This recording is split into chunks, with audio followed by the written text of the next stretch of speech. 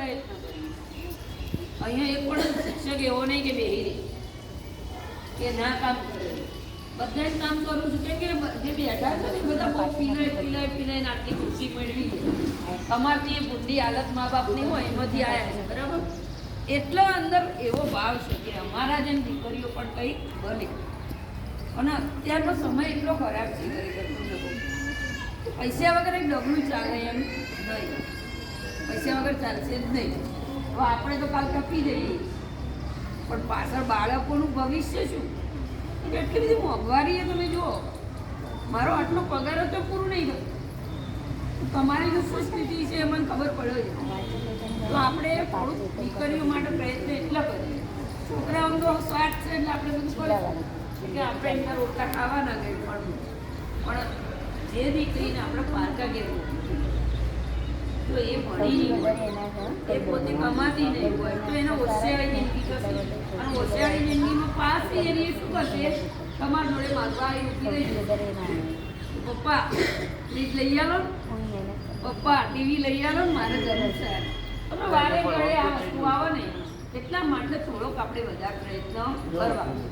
હાલ કેવું છે? હાલનો સમય એવો કે એના માટે ઘડતર કરવું જરૂરી. એવું કોઈ વસ્તુ એવી નહીં કે તમે ડૉક્ટર જ બને તો એન્જિનિયર બને છે. એવું કોઈ વસ્તુ ભણાવશો 100% ફેરવું એને સમજણ આવશે કે ભાઈ 500 રૂપિયા ઘરમાં આવ્યા છે તો એને કેવી રીતના વાપરવું, કેવી રીતના મેનેજમેન્ટ કરવું. મારા ઘરમાં આટલી વસ્તુઓની જરૂર છે તો હું કેવી રીતના કરું તો એ ચાલો કરે. ભણ્યા હશે તો ભણતર વગર તો પછી ચાલવાનું. એટલે જ કહેવાય છે કે શિક્ષણ એ શેરની કા દૂધ છે. શેરનીનું દૂધ છે શિક્ષણ. તો જો તમે જે ભણેલો હશે ને કે પાછો પડશે નહીં. એટલે આપણી દીકરીઓ એવી બનાવી. મારો તો આશય તમે પૂછજો 8મા હોય કે 7મા હોય કે 5મા હોય પહેલામાં આ આશયથી જ હું અહીંયા પગલું કે આ છોકરીઓ કંઈક બને, જોરદાર બને. આપણે સાથે સાથે અમે જે પ્રયત્ન કરીએ ને તો તમે થોડી દરકાર. હું એવું નહીં કે તમે લેસન જુઓ કે તમે આમ કરો કે એને દાખલા ગણવા બેહાડો કે તમે એને ખાલી એટલું પૂછો કે આજે શું કામ કરીને આટલું પૂછો રોજ. એટલે એના મગજમાં એમ થશે કે મારા પપ્પાને ખબર પડે છે કે હું શું ભણીને આવું, કે મારી મમ્મીને પણ ખબર છે. આપણે આટલી દરકાર રાખીએ પહેલાં. આપણે તમે 1 વર્ષનું સર્વાઈવ કરશો તો તમે મોટું જોવાની નથી. હું મારા વર્ગની વાત કરું 7માની. મારા અક્ષરો બહુ જ ખરાબ આવતા હતા.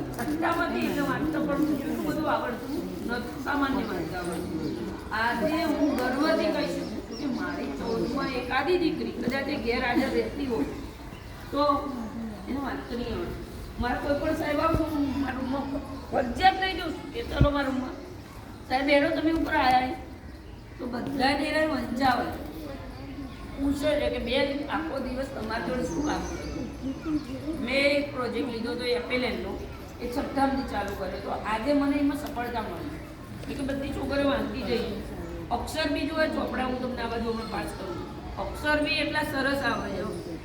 આપણે વચ્ચે અમારા અહીંયા શાસનાધિકારીને આપેલું બેને આપ્યું ગિફ્ટમાં આવ્યા હતા. એમાં 2 દાદા અને ટ્રસ્ટી હતા અહીંયા ગામના જ હતા કોઈ. એમને હું ઉપર લઈ ગઈ હતી મારા રૂમ. એમને ચોપડા જોયા ને તો એ બંને જણા એટલા ખુશ થઈ જાય કે આટલા સારા અક્ષર આવું છોકરીઓને. હું કહું દાદા હું 1 વર્ષથી પ્રયત્ન કરું છું, મને સફળતા મળી. તો જો લઈને આવે તો આપણે થોડું ધ્યાન દરકાર રાખવું. મમ્મીને એટલી વિનંતી કે આપણે પિયર જવાનું થાય તો વેન જવું હોય પિયર તો વેકેશનનો ગાળો પસંદ કરો જેથી કરીને તમારા બાળકો તમારા સાથે આવી શકે. પ્રસંગ પાસ જતા હોય તો હવે શિક્ષણનું ખરેખર બહુ જ મહત્વ. જો એક દિવસ દીકરી નહીં આવે નિશાળ તો ખાસું મિસ થઈ જશે. ગણિત જતું રહે, ગુજરાતી જતું રહે, હિન્દી જતું રહે, અંગ્રેજી બધા પિરિયડ લેતા હોય એ બીજા દિવસે ટીચરે કઈ ભણાવવા એટલું જતું. એટલે આપણે જાતે સમજવાનું કે દીકરી હંગાર લઈ જવી શું ફાયદો શું નુકસાન. તમે એકાદ દિવસ પાડો ને ચાલો પણ 4-4 ગાળા પડાય. જ્યાં દીકરીઓની મેં ગેરહાજરી કરે અમારા આખા વર્ગનું હાજરીનું પ્રમાણ ઘટી જાય. હાજરી પૂરી અને તમારી દીકરીને કોઈ પ્રશ્ન બની ગયો તો અમે મુશ્કેલી આવું થાય છે. હવે ઓનલાઈનમાં પ્રશ્નો આવવા દે. પહેલા તો ચોપડામાં પૂરતો હતો એટલે કે ભાઈ એનો હાલ જ રજા લી એમ કઈને હાલ દેતો હતો અને હાજરી દેતો હતો. બીજું એ થાય કે ગેરહાજરી શિષ્યવૃત્તિનો પ્રશ્ન આવે. 70% હાજરી નહીં હોય ને તો તમારા ખાતામાં પૈસા પડશે નહીં. હવે અમારી હાજરી ઓનલાઈન વાળી ગણાય એટલે જો હવે શિક્ષક ક્યાં જાય કેવી ને હાજરી પૂરો. તમે 2-4 દાડા દીકરીને લઈને બહાર ફરવા ગયા હોય મામાના માસીના ઘેર જાય એટલે શિક્ષક તો ગેરહાજરી પૂરી એને ડર હશે કે ભાઈ અમે હાજરી પૂરી અને કાલ કંઈક ઘટના બની ગઈ તો કોણ જવાબદાર. એટલે એ તો ગેરહાજરી જ મૂકી દે. તમારી દીકરી જેટલા દિવસની હોય એની ગેરહાજરી જ મૂકી દે. તો ગેરહાજરી જેટલી પડશે સ્કોલરશીપમાં નુકસાન જશે. બીજું એ થશે કે એની આખા વર્ષનું સર્વાયુ જ્યારે નીકળે ને ત્યારે આખા ક્લાસના નુકસાન જાય કે ભાઈ આ ક્લાસ આટલા ટકા જ હાજરી બતાવે છે. એટલે બધું ઓનલાઈન થઈ ગયું છે. એટલે થોડીક બહેનો અહીંયા મારે કંઈ કહેવા જેવી વાત નહીં એમાં પણ મારી બહેનો બેઠી ને એટલે હું કહું લઈ જવી નહીં. હવે તો સમજું છું તમે જોજો ઘેર અમે એવી રીતે ઘડતર કરીએ છીએ એટલું ભણાવતો નહીં સંસ્કાર બી આપીએ જોડે જોડે. એટલે સંસ્કાર તો બહુ જ જરૂરી છે. ખાલી ગોકણ્યું આ જે પ્રાઇવેટ સ્કૂલો એનો શોખ હોય ને ભલે મૂકતા હોય પણ એનું બાળકને તમારું બાળકને જોડે બેસાડવું તમને અંદાજો આવી જશે કે અમારી છોકરી કેટલું પાણી છે. પેલા ખાલી તેઓ ભણવાનું જ હોય છે. ગોખણપટ્ટીવાળું શિક્ષણ એવું છે કે ગોખણપટ્ટી એસાઇનમેન્ટ બનાવી દીધા ના બનાવી દીધું ને મેં માર્ક આવી ગયા માર્ક આવી દીધું. માર્ક આવી જવાથી માણસની જિંદગી બની જતી નહીં. સંસ્કારોથી ઘડતર થાય મગજનું ઘડતર થાય વિચારોનું ઘડતર થાય ત્યારે જ માણસ સારો વ્યક્તિ બની શકે. એ વ્યક્તિ ગમે ત્યાં જઈને ઊભો રહે ત્યારે એને ક્યાંય નહીં. તમે જો અત્યારે જે કલેક્ટરો છે બધા એ કઈ શાળામાં ભણેલા ખબર તમને? ગુજરાતી શાળાઓ. આ સરકારી શાળામાં ભણેલા કલેક્ટર બન્યા છે. તમે ક્યાંય પણ પૂછજો એક પણ કલેક્ટર એવો નહીં નીકળ્યો કે પ્રાઇવેટમાં ભણીને બન્યો છે. તો આટલી મોટી મોટી પોસ્ટ પણ આપણી ગુજરાતી શાળા જ અપાઈ શકે.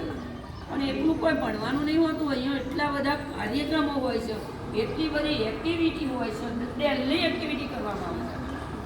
બીજી એક વાત કરું કે આપણે હમણાં 26મી જાન્યુઆરી ઉજવી તમે કોઈ હાજર હશો તો ખબર હશે આપણા ગામમાં મેં એક જ વિચાર મૂક્યો હતો. ખરેખર કોલોડાને ધન્યવાદ આપું. એક વિચારમાં તો 50-60 હજાર રૂપિયા ભેગા થઈ ગયા અને એ વિચારથી 12 ચણિયાચોળી આવી ગઈ, 12 તમારી દીકરીઓ પહેરેવા સરસ ટી શર્ટો આવી ગયા, 12 મિલિટરી ડ્રેસ આવી ગયા અને મસ્ત નાની નાની છોકરીઓ પહેરેવા 12 ફ્રોક પણ આવી ગયા. બરાબર એવું 5-5 હજાર લોકોએ દાન આપી દીધું પટપટ આવી. તો આટલું સરસ ગામ હોય અને આટલું સરસ કામ હોય પણ તો એ પ્રાઇવેટમાં મૂકીને શું કાઢવાનું? તો જોજો તમે છોકરો લેસન આપશે ને જેવું કહેશે તારા પપ્પા મમ્મીને કહેજે આટલો પ્રોજેક્ટ બનાવી લાવ. એમ નહીં કે ભાઈ તમારા ટીચરને જોડે બનાવી દેજો. અહીંયા ટીચર બનાવો અને છોકરો બનાવો જાતે. તમે ઉપર જઈને જોજો ઓટો મારજો એકાદ મારે તમે પોતે જોવો છો